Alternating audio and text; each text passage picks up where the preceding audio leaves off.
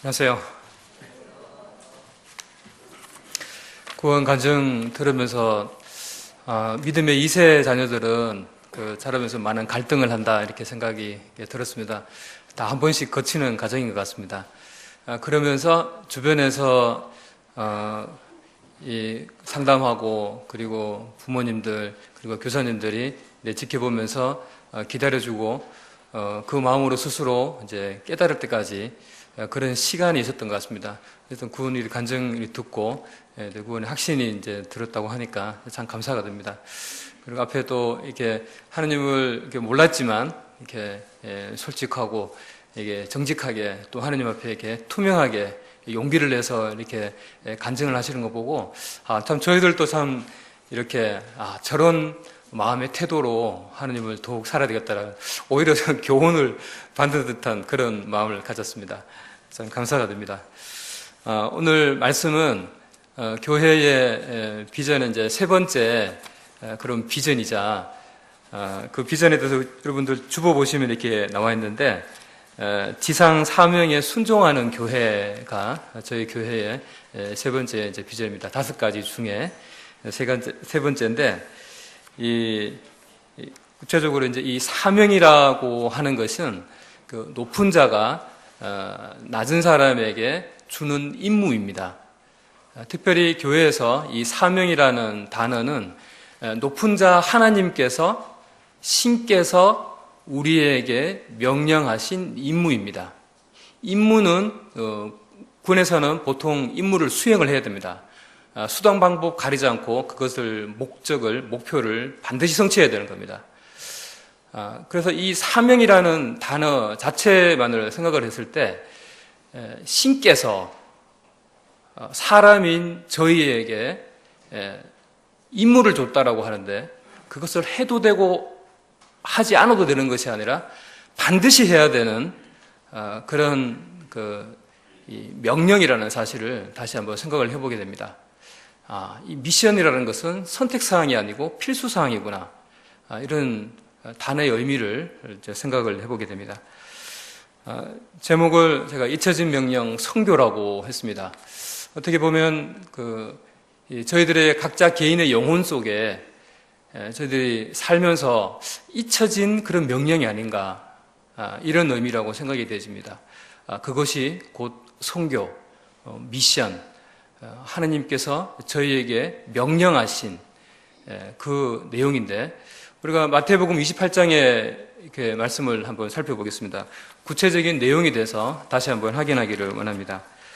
마태복음 28장 18절에서 20절 말씀을 저희들이 다 같이 읽도록 하겠습니다.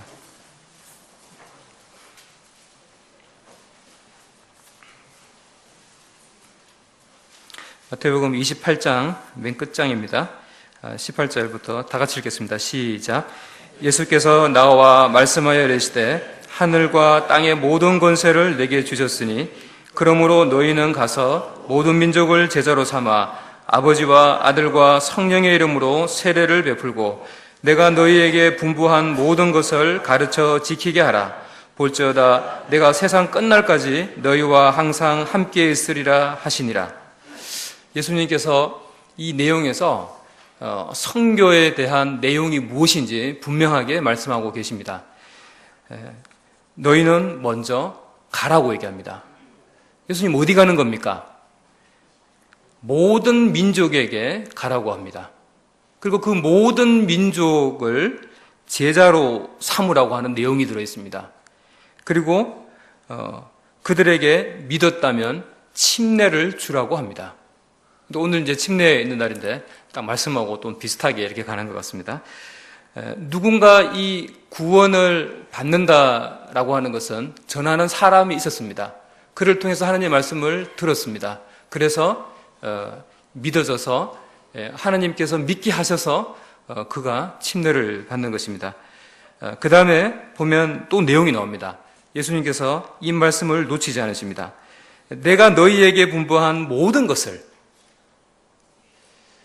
성경에 있는 모든 것들을 말합니다. 성경에 있는 종합적인 것, 숲의 모습, 나무의 모습, 이 모든 것들을 가르치라고 말씀하십니다. 선교에 가서 하는 내용이 이런 내용입니다. 그 다음에 어떤 내용입니까? 지키게 하라고 말씀하십니다. 가르쳤는데 하는지 안 하는지 확인이 안 되면 안 됩니다. 그것을 행하는 것까지 챙겨야 됩니다. 이 내용을 예수님께서 말씀하십니다.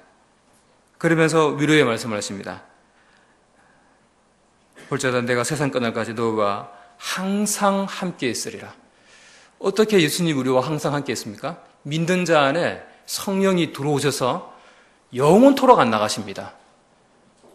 우리가 힘들 때 선교 이 복음의 일을 할 때 우리 마음속에 내 자신만 봤을 때 참 답이 없는 것 같고 힘들고 고난이고 고통이고 이런 오해도 있고 많은데 그러한 것들을 하나님이 내게 주신 이 성령님, 이 예수 그리스도의 영이 나와 함께 있다라고 하는 위로의 말씀으로 선교에 대한 내용을 이렇게 요약해서 말씀하십니다.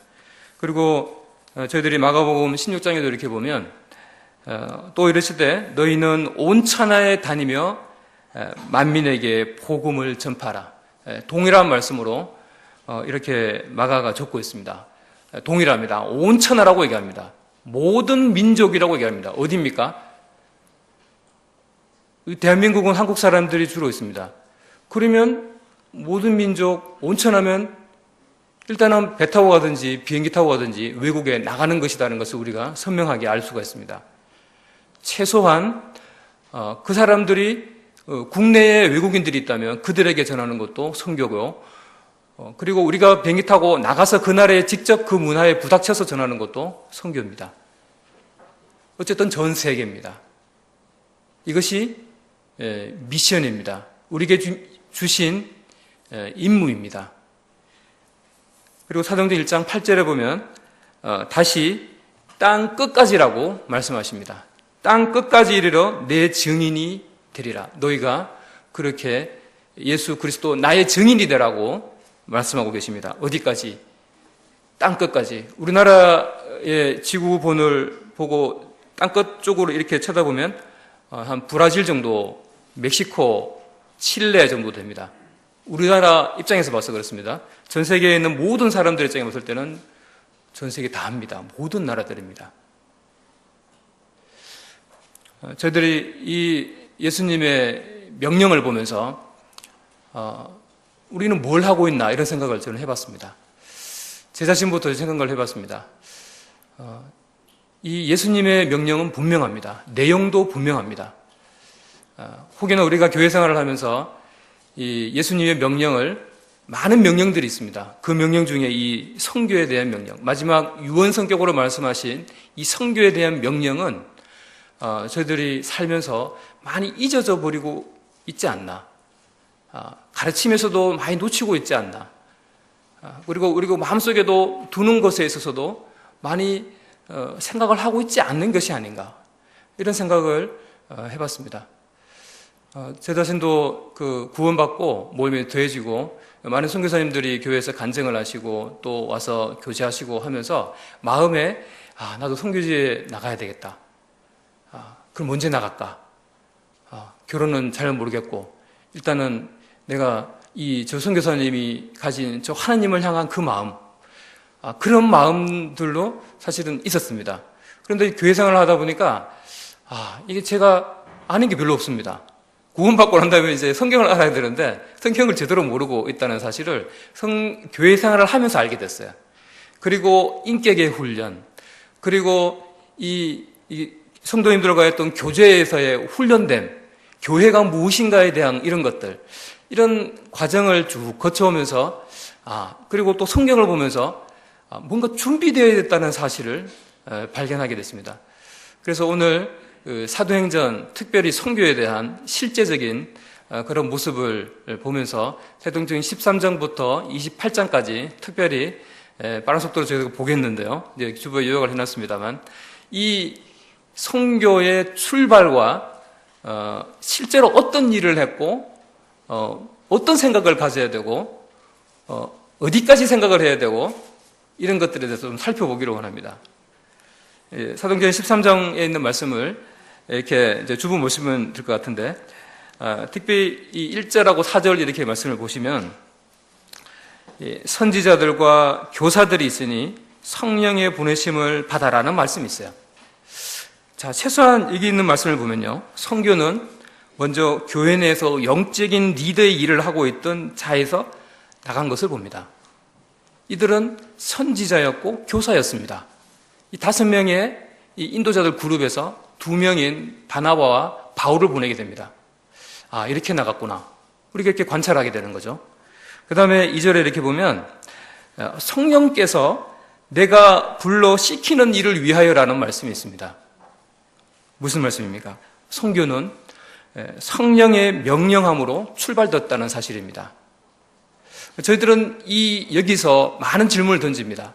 그러면 이 시대의 성령의 명령은 무엇인가? 개인의 말씀을 보면서 분별하는 것과 교회의 영적인 인도자에 의해서 같이 확인되고 환경을 통해서 확인되고 오랜 시간 동안 지켜보고 기도했을 때 같은 마음으로 이끌어져 가는 것이 성령의 인도함이라고 판단되어집니다. 그런데 이러한 것들에 대해서 성령이 같은 마음으로 같은 다른 사람들을 통해서 그리고 인도자들을 통해서 교회의 어떤 분별을 통해서 이루어진다고 봅니다. 그렇게 선교가 출발하는 것이 성경에 기록되어 있습니다. 그리고 우리가 47절에 보면 이런 말씀이 있습니다. 주께서 이같이 우리에게 명하시되 내가 너를 이방의 빛으로 삼아 너로 땅끝까지 구원하게 하리라 하셨느니라. 바울에게 예수님이 나타나셔서 직접적으로 명령하셨습니다. 그러면서 저들이 이걸 보면서 선교는 주인의 명령인, 주인이 누굽니까? 신이자 하나님이신 우리를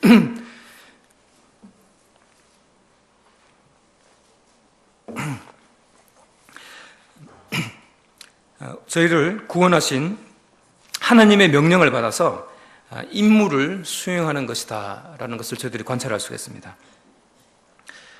또 2절을 다시 이렇게 보면 주를 섬겨 금식할 때 성령이 이르시되라는 이런 표현이 나오는데, 그냥 갑자기 어느 날 갑자기 성령께서 이렇게 너 나가라 라고 그럴 수도 있죠. 그런데 이 교회에서 한 일들을 보면은 금식할 때라고 얘기합니다. 우리가 밥 안 먹고 뭔가를 간절히 바라는 마음으로 금식 기도한다 이렇게 말하죠. 뭔가를 안 먹고 하나님의 뜻을 바란다는 이런 의미를 가지고 있다고 봅니다. 이런 금식을 할 때 성령님의 음성을 알아차렸다는 겁니다. 우리가 먹을 거 다 먹고 마실 거 다 하고 싶은 거 다 하고 이럴 때 성령의 음성이 언제 들려옵니까? 하나님 제게 말씀 좀 해주십시오. 잘 안 들려올 거라고 생각이 되집니다. 이 말씀을 봤을 때 정말 그런 마음으로 간절히 하나님께 이게 맞습니까? 정말 하나님께서 이렇게 인도하신 겁니까? 금식했을 때 선교에 출발이 되었다라고 하는 것을 저희들이 관찰할 수가 있습니다. 그리고 38절에 이 바울이 복음을 전할 때 그러므로 형제들아 너희가 할 것은 이 사람을 힘입어 제사함을 너희에게 전하는 이것이며 이런 말씀을 하시면서 선교사는 복음의 내용을 선명히 알고 있고 그것을 전달하는 사람이다 라는 것을 우리가 관찰할 수 있습니다. 그리고 복음을 모르면 저는 지금도 복음을 이렇게 교회 내에서 이제 청년들이나 이렇게 전하고 있지만 지금도 책을 사보고 있습니다. 복음이 무엇인가? 구원이 무엇인가? 많은 맥킨토시 형제님이나 많은 모임의 형님들이나 이런 것들을 통해서 지금도 사실 공부하고 있습니다. 혹시나 제가 잘못 전하는 것이 아닐까? 내가 말씀에서 종합적으로 말하고 있는 것을 놓치고 있는 것이 아닐까? 그래서 이런 복음에 대해서 선명하게 알도록 계속 노력해야 된다 이렇게 생각이 되집니다. 또 사도행전 24장에 넘어가면 이고니온과 루스드라와 더베라고 하는 곳에서 선교를 하게 되는 것을 보게 됩니다. 이곳에서 무슨 일을 했나? 이렇게 지켜보면 22절에 보면 제자들의 마음을 굳게 하여 이 믿음에 머물러 있으라 권하고 라고 얘기했습니다. 바울과 바나바가 이들에게 한 말입니다. 잘 보면 선교사는 다시 와가지고 돌아보고 믿음으로 격려하는구나. 가서 복음 전해서 하나님 믿는다고 그건 끝나고 땡하고 가는 것이 아니라 다시 돌아보는. 23절에 보면 이들이 또 특별한 일을 하는 것을 보게 됩니다. 장로들을 택하여 금식기도 하며 라고 말했습니다. 선교사는 현지 장로 일꾼들을 세우는 일을 했구나. 선교 나가서 현지에 있는 일꾼들을 세우는 일을 하는구나. 이런 것을 저희들이 관찰하게 됩니다. 또 15장에 이렇게 가면은 35절에 보면 이런 말씀이 있습니다. 바울과 바나바는 함께 이런 일을 했다. 이렇게 나옵니다. 선교의 일은 함께 협력해서 하느님이 일을 하는구나 라는 것을 저희들이 관찰하게 됩니다. 또 39절에서 41절에 보면 이런 말씀이 나옵니다. 신라는 마가를 데리고 구브로로 가고 바울은 신라를 데리고 떠나 교회들을 경고하게 하니라. 여기서 보면 바나바와 바울이 이게 선교하는 데 있어서 마음이 일치가 안 됐습니다. 정말 인간적입니다. 이렇게 하다 보면 이런 일이 충분히 있을 수 있습니다. 그럼에도 불구하고 이 선교사들 간에 갈등이 있었습니다. 그럼에도 불구하고 꿋꿋이 각자 하나님의 일을 했다는 겁니다. 중간에 포기하지 않고 이 하나님의 이 임무를 끝까지 각자 이렇게 했다는 겁니다. 저희들이 또 16장에 이렇게 가서 살펴보면 이 2절 3절에 보면 이런 말씀이 나옵니다. 형제들에게 칭찬받는 자니 바울이 그를 데리고 누구냐면 디모데입니다. 바울이 디모데를 데리고 선교지에 에베소서 교회에서 데리고 다른 곳으로 가게 됩니다. 고린도 교회나 이런 유럽 지역 쪽으로. 자, 선교지에서 바울이 이 청년 디모데, 이 칭찬받는 자를 데리고 갔구나. 선교지에 실제로 이 선교하는 데 있어서 칭찬받는 그런 자를 데리고 가는 거구나. 이런 것을 우리가 관찰할 수가 있고요. 그 다음에 12절, 14절에 보면 이런 말씀이 있습니다. 주께서 빌립보에서 제력과 류디아를 만나게 되는데 기도할 때에 사실은 무심결에 이 류디아를 만나게 되거든요. 이게 저 사람이 구원받을지 안 받을지 사실 저희들은 모릅니다. 그냥 최선을 다할 뿐입니다. 그런데 거기서 얻는 교훈이 선교는 우리가 때를 얻든지 얻지 못하든지 말씀을 전파하는 거구나. 이런 것을 관찰하게 됩니다.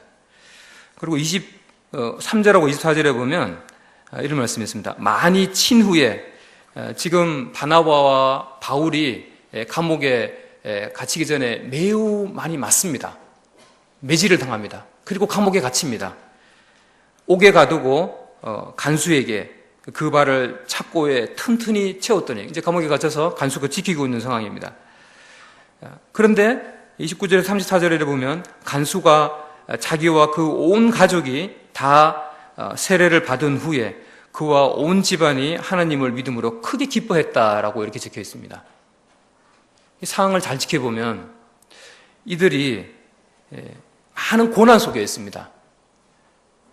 매를 맞고 피를 많이 흘렸을 거라고 생각이 되집니다. 감옥에 있습니다. 그런데 이들에게 기쁨이 있었습니다. 간수가 믿게 된 것입니다.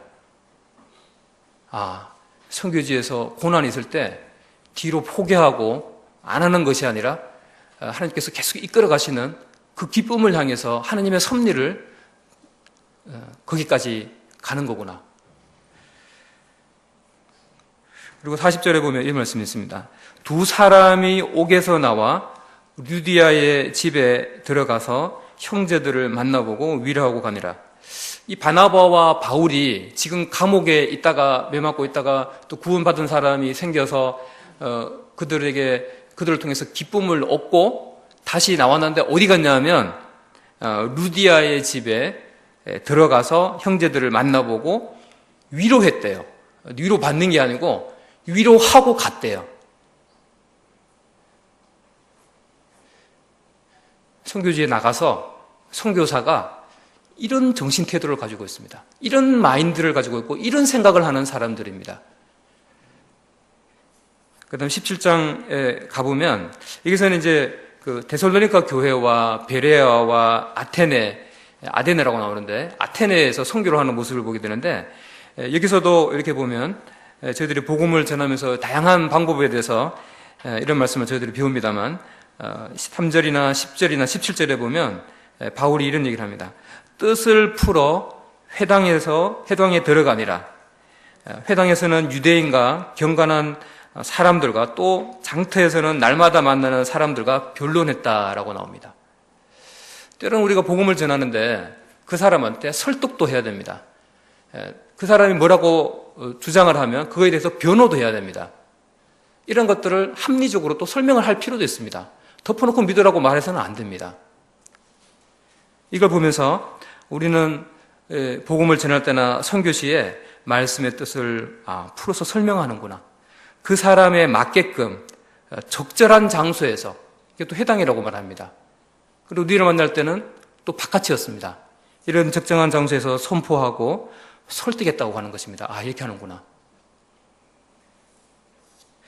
사도행전 18장에도 가보면 비슷한 말씀이 나옵니다. 바울과 누가와 브리스길라와 아굴라와 같이 동력하는 모습이 성경에 기록이 되어 있습니다.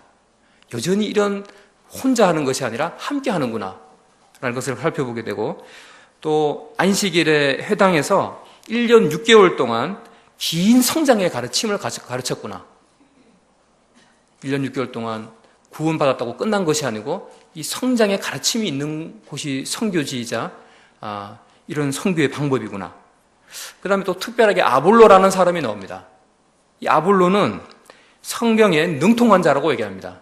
특별히 구약의 성경의 말씀에 능통한 자였습니다. 이를 통해서 구원받는 자가 많아졌다고 얘기합니다. 일찍부터 이 사람은 주의 도를 배운 사람이라고 성경은 기록되어 있습니다. 이런 사람을 주님께서 쓰시는구나. 그래서 저희들이 교회 내에서 믿음의 2세에 있는 우리 자녀들이 어떻게 보면 이 일찍부터 주의 도를 가르치는, 그래서 배우는, 그래서 미국에 이렇게 보면은 실제로 에콰도르에서 1950년경에 짐 엘리엇이라고 하는 이 사람은 29세에 선교지를 나갔거든요. 20대에도 선교지 나갈 수 있는 거죠. 왜요? 뭐가 준비된 겁니까? 믿음이 이세로서 이 믿음의 도움을 가르치고 훈련시키고 준비시켜서 나갈 수 있다는 겁니다. 이런 이 아볼로와 같은 사람이 교회 내에서 일어나기를 우리가 참 기도할 필요가 있지 않나 생각이 되지고, 실제로 가르치고 훈련시키고 준비시키지 않으면 나오지 않을 거라고 이렇게 보고 있습니다. 그리고 우리가 또 사도행전 19장에 가면 이제 본격적으로 에베소서 교회에서 19장, 20장 계속해서 이제 이 선교에 대한 얘기가 나오는데, 특별히 이 바울이 이 에베소 교회는 누가 이미 복음을 전했나 봐요. 그래서 믿는 제자들이 벌써 생겼어요. 그래서 바울이 가서 한 일은 뭐냐면 성장에 대해서 스파르타식으로 몇 년 동안 가르쳤습니다. 8절, 10절, 20절 이렇게 보면 이런 말씀이 나옵니다. 바울이 회당에 들어가 3달 동안, 석 달 동안 담대히 하나님 나라에 관하여 강론하며 건면하되 제자들을 따로 세우고 두란노 소원에서 날마다 강론하니라. 2해 동안 이같이 하니 주의 말씀이 힘이 있어 흥왕하여 세력을 얻으니라 라고 나옵니다. 선교지 가서 구원 외에 집중적으로 성장 교육이 필요하구나.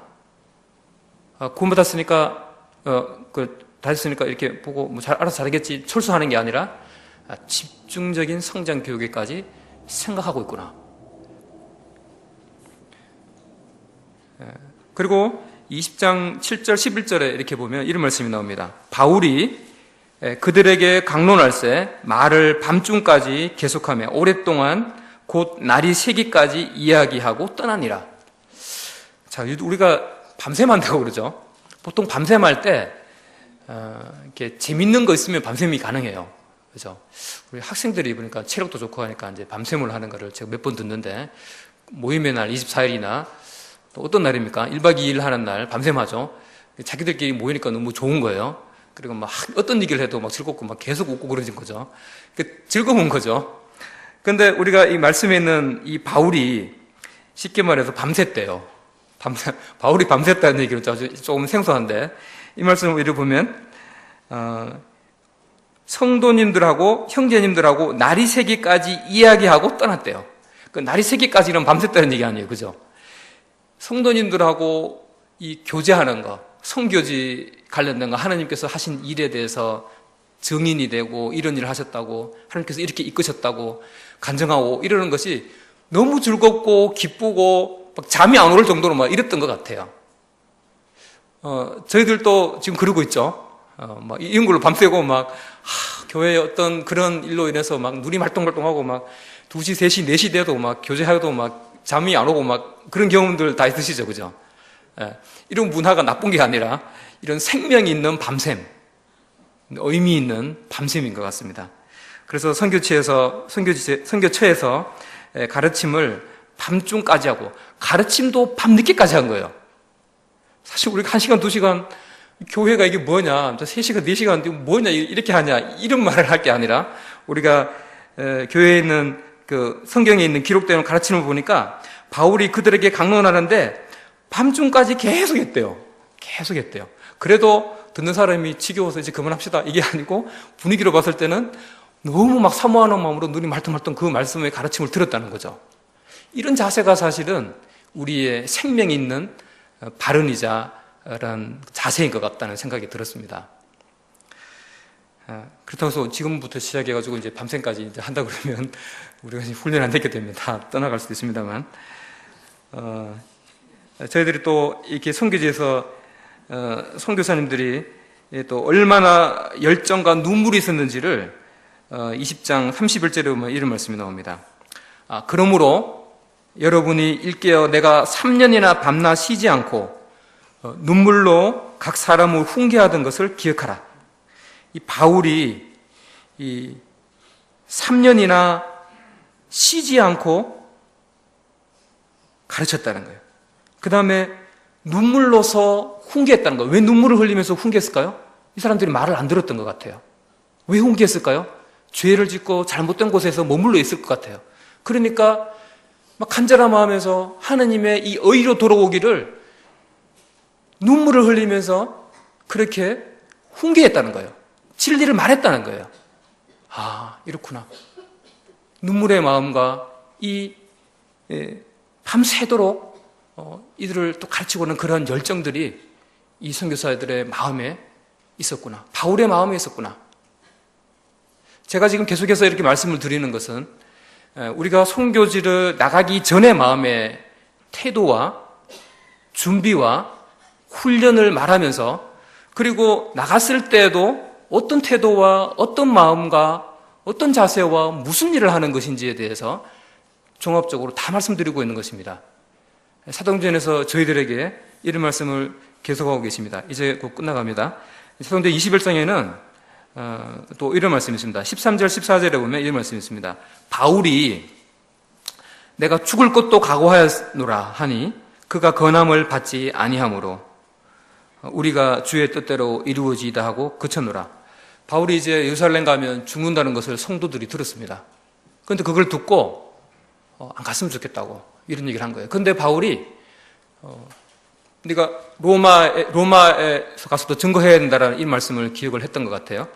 그래서 이 하나님의 그 임무, 그것을 기억을 하면서 내가 예루살렘에 가서 죽는다고 한들 난 그것도 각오하겠다 라고 하는 이 말을 성도들한테 합니다. 그 말을 듣고 그의 열정과 그 마음이 굳어진 것을 보고 성도들이 가지 말라라는 말을 안 했다는 거예요. 그래서 우리가 이렇게 살다 보면 이것이 하나님의 뜻인지 그 사람의 생각인지 내 생각인지 네 생각인지 막 헷갈릴 때가 있습니다. 그럴 때는 잘 분별해서 하나님의 인도함이다 싶으면 내 생각을 접어야 됩니다. 그런 것들이 참 필요합니다. 우리의 고집을 접고 우리의 생각을 접고 내가 계속해서 주장해왔던 그런 것들에 대해서 포기할 줄 알고 내 자존심을 꺾고 하나님 말씀에 순종하는 그런 인격적인 준비와 현장에 가서도 그러한 실천들이 중요하다고 생각이 되집니다. 사도행전 23장에도 보면 벨리스 총독 앞에서 이 바울이 어떻게 보면 실수 같기도 해요. 이런 얘기를 하거든요. 23장 5절에 보면 바울이 이르되 형제들아 나는 그가 대제사장인 줄을 알지 못하였노라. 기록하였으되 너의 백성의 관리를 비방하지 말라 하였느니라 하더라. 이 바울이 말하다 보니까 그 사람이 대제사장인 줄 모르고 네가 그렇게 말하는 거 틀렸다고 얘기한 거예요. 그러니까 대제사장을 가르치려고 했다는 거죠. 비방한 것처럼 들렸어요. 성경은 그걸 비방이라고 정확하게 말하지는 않습니다. 그러나 바울이 그것을 바로 시인합니다. 나는 그 사람 대제사장인지 몰랐습니다. 그래서 쉽게 말해서 사과하고 정직하게 말하는 것을 보게 돼요. 아, 이런 인격을 가지고 계신 분이구나. 우리가 이런 인격을 교회 내에서 훈련하고 선교지에 나가서도 이런 태도와 자세와 정직성과 투명성을 가지고 있어야 되는구나.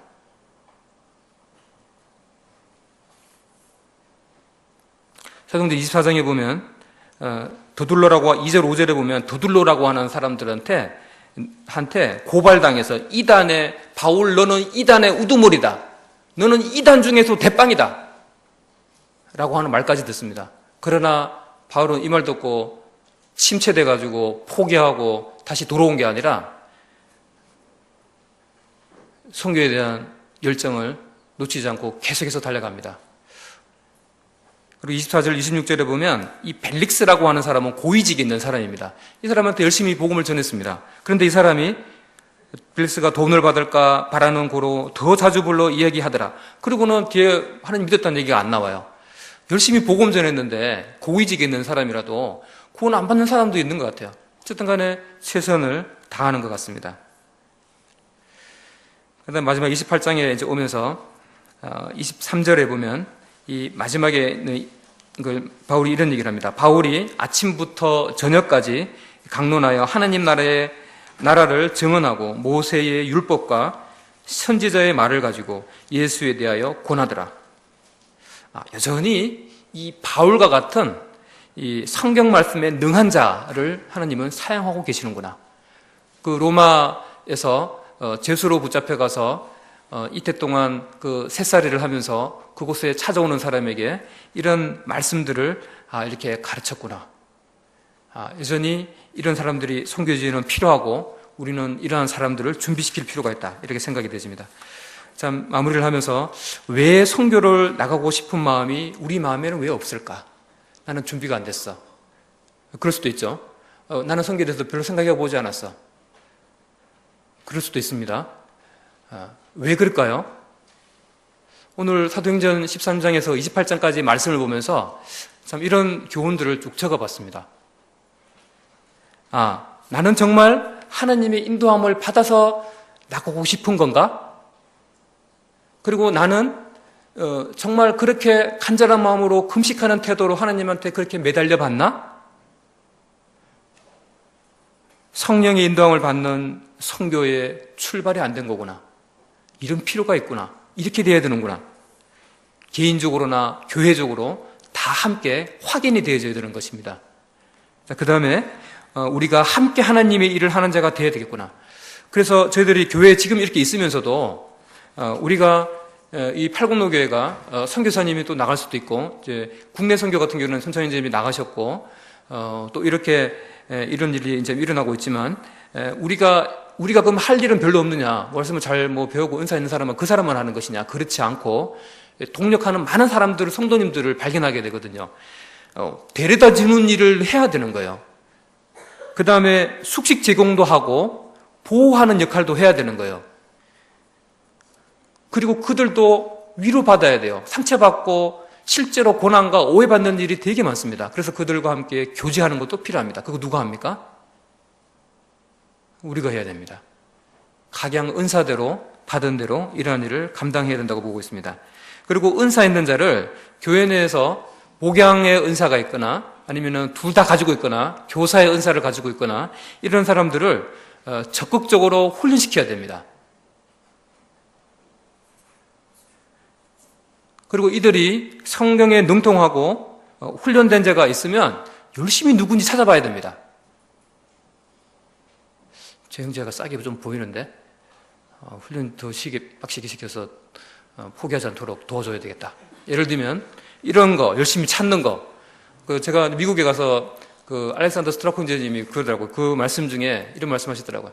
장로님이 어떻게 세웠습니까? 그러니까 네, 우리 교회는요 젊은 형제들 다 이렇게 지켜보면서 누가가 은사했는지 누가가 주님에 대한 열정과 그런 사랑과 인격이 준비되어 있는지 열심히 찾고 있다는 거예요. 계속 찾고 있다는 거예요. 그러다가 찾았다는 거예요. 그래서 데이빗 형제님이 25세에 사역자로 세워졌습니다. 그리고 지금 이렇게 10년, 11년 넘게 이제 사역을 하고 있는데, 이제 그렇게 우리도 그렇게 정말 시각을 이렇게 좀 그런 마인드로 갖출 필요가 있지 않나 이런 생각이 되어집니다. 그리고 말씀에 순종해서 자신의 뜻을 그만두도록 연습하기. 그 다음에 선교지를 두려워하지 말고 나가면 죽는다는데 아니면 죽을지도 모른다는데 뭐 말라리아 병에 걸려가지고 뭐 이렇게 정의자님 뭐 이렇게 벌써 하면 3번이나 말라리아 병원 가서 죽을 고비를 넘겼다는데 그래 선교지는 그 사람만 가고 나는 별로 관심 없다 이렇게 두려워하지 말고 지금 안 죽었잖아요, 그죠? 살아계시니까 이렇게 성령의 말씀에 의지해서 가는 것입니다. 가서 고통이 있을 것입니다. 가서 비난이 있을 것입니다. 너는 교파도 없지 않냐? 뭐냐? 너는 신학대학교 나왔냐? 자격증 있어? 그런 비난이 있을 것입니다. 너 이단 아니야? 이런 얘기도 한참 많이 들을 것입니다. 오해도 받을 것입니다. 그러나 바울과 바나바가 포기하지 않았던 것처럼 저희들도 포기하지 않아야 됩니다. 교회 내에서 하나님의 일을 함께하는 적극적인 그런 문화가 좀 더 구축이 되어야 되겠다. 구원뿐만 아니라 저희들 교회도 이제 성장에 대한 훈련이 많이 가속화되고 있는데 이 성장 훈련에 대해서 열심히 이렇게 실천해야 되겠다. 그리고 영혼과 성도를 사랑하는 이게 인격 참 중요하다고 생각이 되집니다. 이런 그런 성도를 사랑하는 그런 눈물의 신앙인이 되는 거, 그렇게 청년이 되도록, 그렇게 우리 믿음이 2세가 되도록, 그런 내가 되도록. 그 다음에 말씀 교제할 때 이 교회에서부터 훈련해야 되는 거죠. 이건 뭐냐면 말씀 교제로 인해서 밤샘까지 하는 열정의 문화를 쌓기. 제가 이렇게 생각을 해봤습니다. 말씀으로 이 생명 있는 문화로. 그 다음에 무릎 꿇고 하나님께 기도하는 태도. 바나바가 에베소서 교회에서 2번이나 그렇게 하는 것을 보는데 누가 했냐 보니까 이 바나바가 바나바이고 바울이 무릎 ቁ고 정말 하나님께 간절한 마음으로 기도했다는 거죠. 이런 태도, 우리 기도할 때 지금 의자에 앉아 있습니다만 이렇게 정말 집에서나 아니면 교회 어떤 그 장소에서 무릎을 꿇고 이 사람은 왜 무릎 꿇고 기도하는 겁니까? 뭔가 간절한 거예요. 그리고 자기 자신의 태도 자체가 무릎을 꿇는다는 의미가 뭡니까? 그런 마음이 있는 겁니다. 이런 마음의 태도로 우리가 지금 이렇게 준비되고 이렇게 훈련되질 필요가 있다고 생각이 되십니다. 어쨌든 형제 자매들에게도 칭찬받는 많은 젊은 세대, 믿음의 2세, 내 자녀들 일이 많이 일어나는 것을 저희들이 기도해야 된다고 생각이 되십니다. 짧게 제가 리틀톤 바이블 교회에 제가 작년에 1월 달에 미국의 알렉산더 스트라풍제님 계신 곳에 갔다 왔을 때 특별히 갔다 와서 다시 성교 관점에서 다시 이렇게 살펴봤습니다. 그래서 그걸 보니까 이 교회는 실제로 국내에서 이 미션, 이 성교 국내 미션에 대해서 8군데에서 하고 있고, 그 다음에 해외에서 6군데 하고 있고, 그 다음에 성교 여행을 정기적으로 젊은이들을 데리고 가는 것을 한 건을 하고 있습니다. 그래서 이 성교에 관련된 이런 건들을 한 15개의 영역에서 나눠서 하고 있는데, 대략 말씀드리면 이렇습니다. 국내에서는, 자기 교회에서는, 그리고 미국 내에서는 영어 공부, 성경 공부반을 한 부부가 있고, 그리고 어르신의 복음을 전도하는 공부반이 한 노자매님의 그룹이 있고, 그리고 이 감옥 제수의 사역을 하는 이 한 부부가 있습니다.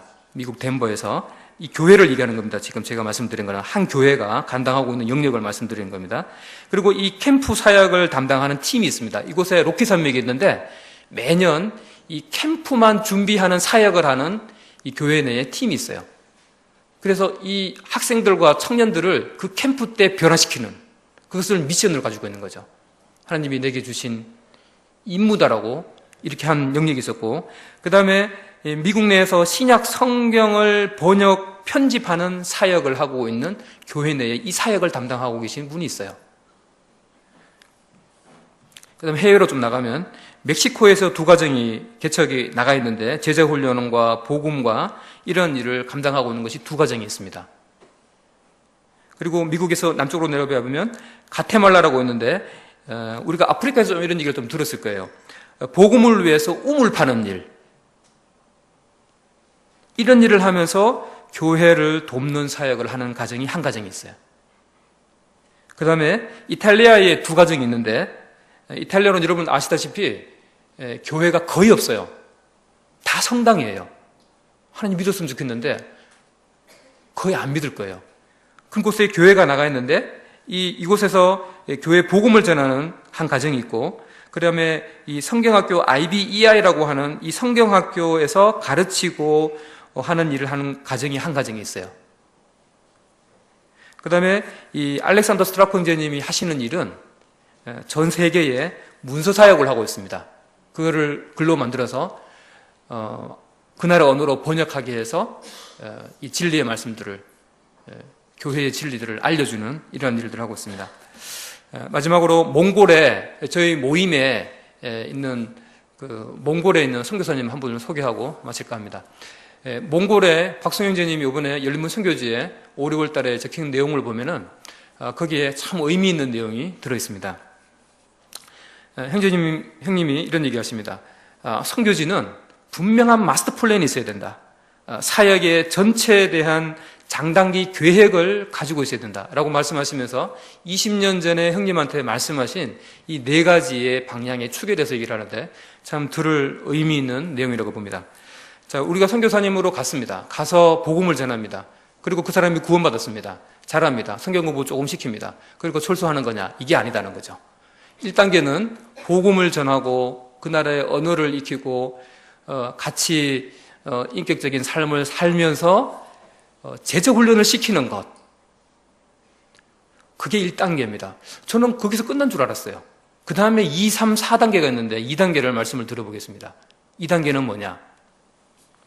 선교사가 그 현지 사역자를 1단계에서 세웠습니다. 그 다음에 2단계에서는 이 동력하는 모습을 봅니다. 선교사가 하는 일을 말씀드린 겁니다. 선교사가 그 현지 사역자를 세운 다음에 선교사가 하는 일은 그 사람과 같이 동력해서 같이 일한다는 거죠. 뭐 그게 그거 아니냐 이렇게 말할 수 있지만 이건 어떤 의미냐면 그 사람도 일하는데 선교사인 나는 그 사람을 격려하고 그 사람의 현지 일꾼과 같이 일한다는 개념이죠. 이 단계가 있으면서 그 다음에 세 번째 단계는 뭐냐면 선교사가 이제는 한 발 물러서서 조력자가 되는 거다. 한 발 물러선다는 겁니다. 왜 물러서느냐? 일하기 싫어서. 그게 아니라 일꾼이, 현지에 있는 일꾼이 이제 일하게끔 일을 잘하나 안 하나 실제로 일을 주고 선교사는 뒤에서 돕는 겁니다. 때로는 일하다 보면 그 현지 일꾼들이 아이고 그냥 다 보여요. 그렇게 해서는 안 된다고 생각하고 막 내가 막 하고 싶을 때도 있는데 그런 필요가 있지만 자제해야 된다는 거예요. 현지 리더들이, 그 장로들이, 그 일꾼들이, 현지 사역자들이 중심이 되게끔 하는 컨셉을 가지고 있어야 된다는 거예요. 그 개념을 가지고 있는 것이 선교사의 세 번째에 대한 단계를 항상 생각해 두고 염두에 두고 그렇게 있다가 그 다음 마지막 네 번째는 뭐겠습니까? 선교사가 떠나는 겁니다. 왜 떠나느냐? 끝까지 잘 있지. 왜냐하면 그 현지 사역자와 그 교회가 진정으로 독립되게 하기 위한 겁니다. 떠나야 됩니다. 왜요? 하느님한테 우리가 성경을 읽다 보면 하느님한테 맡긴다, 하느님 또 의지한다, 하느님께서 알아서 해주신다, 하느님께서 인도하신다 이런 말을 많이 하는데 실제로 하느님한테 그 현지 사역자와 교회를 맡기는 겁니다. 그들이 주님만을 의지하게 됩니다. 이제는 외국에서 온 선교사를 쳐다보지 않습니다. 그들도 독립해서 배웠던 거, 본 거, 들은 거 이런 것들을 다시 반복해서 재생산을 이룬다는 것입니다. 몽골에 있는 이 박성재님이 이런 20년 전에 들었던 어느 목회자님이 말씀 주신 이 말씀을 참 수위로 놓고 저도 참 이렇게 배우는 바가 있습니다. 마지막으로 이 하나님의 이 잊혀진 명령, 이 성교, 우리 영혼에 하시는 이 말씀에 대해서 바울과 같은 이 주님의 이 명령을 순종할 그 한 사람을 주님은 찾고 계십니다. 여러분 중에 한 젊은이라도 아니면은 내 나이가 지금 50이든 60이든 그곳에 반응할 사람을 찾고 있습니다. 그에 대해서 하느님께 우리의 영혼이 반응하지 않으시겠습니까? 에드가 쿤제 선교사님은 우리 한국에 60세에 우리나라에 들어오셨습니다. 그리고 제임스 왜 할아버지를 그러나 싶었는데 그분은 50세에 우리나라에 들어오셔서 사회 가다가 그냥 할아버지가 되신 거죠. 그리고 처음에 본 사람은 할아버지가 왔구나. 그렇죠. 우리가 선교지에 나가는 때는 할아버지 때도 나갈 수 있고 50대도 나갈 수 있고 40대도 나갈 수 있고 29세 된 이 짐 엘리엇 가서 바로 죽을 수도 있습니다. 이 하나님의 신이 내게 주신 이 임무를 생각할 때 나의 고통과 나의 개인적인 것을 생각하는 것이 아니고 마음에 이 열정과 이 마음에 이 생명이 있는 이런 것들로 인해서 이 세상에 있는 어떤 것들도 두려워하지 않는 바울의 그 마음 안에 있는 그것을 관찰하게 됩니다. 그것이 우리 마음속에도 있기를 하나님은 기다리고 계시다고 생각이 되십니다. 기도하시고 마치겠습니다. 아버지 하나님, 잊혀진 명령, 우리 각자 영혼에게 이 세 번째 지상 사명에 순종하는 교회가 되기를 주님은 원하십니다. 우리가 각자가 이 명령에 순종하는 그런 각자의 영혼들이 손들고 일어날 수 있도록 주님 도우시기를 원합니다. 예수님의 이름으로 기도했습니다.